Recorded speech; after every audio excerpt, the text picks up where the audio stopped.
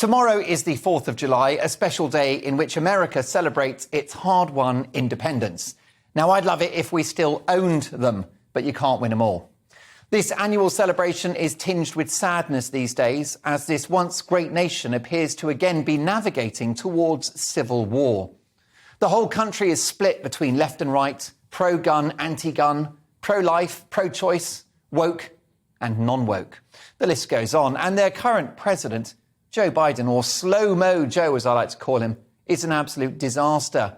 Having made a dog's dinner of the Afghanistan withdrawal, increasing tensions with Russia by accidentally saying he wanted regime change in Moscow, and printing so much money, America is now in an inflation spiral which looks impossible to escape. Deeply flawed human being though he is, I would take the orange one, Donald Trump, over Biden all day long. But doesn't America deserve better than either of these two?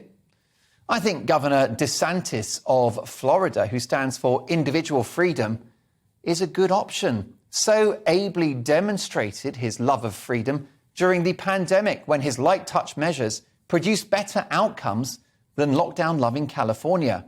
And the state of Florida has seen an influx of Californians and others relocating because Florida appears to be the only place that still embodies American values, the right to life, liberty, and the pursuit of happiness.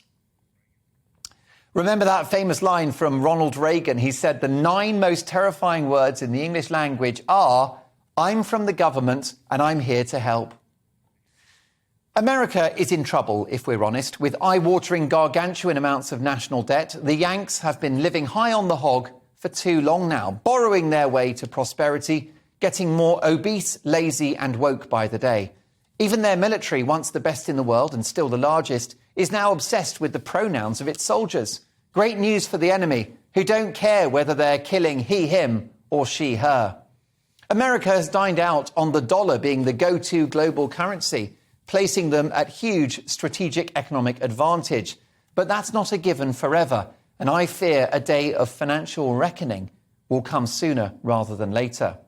Their democracy is in crisis too.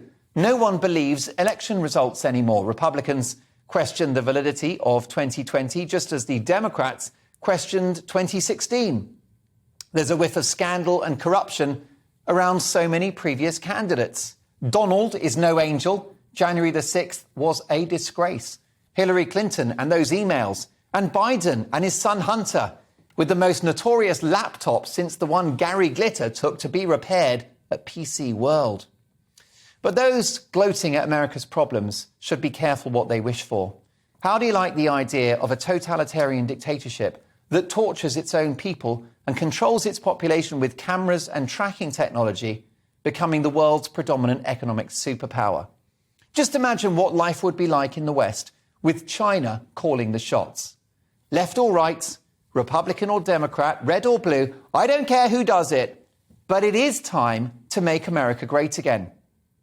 As Putin rampages across Ukraine, and as the president of China circles a sharpened pencil around a map of Taiwan, the very foundations of the free world are under threat. If the US win, we all win, and failure is not an option. Happy Independence Day. May God bless America, and may God help them too.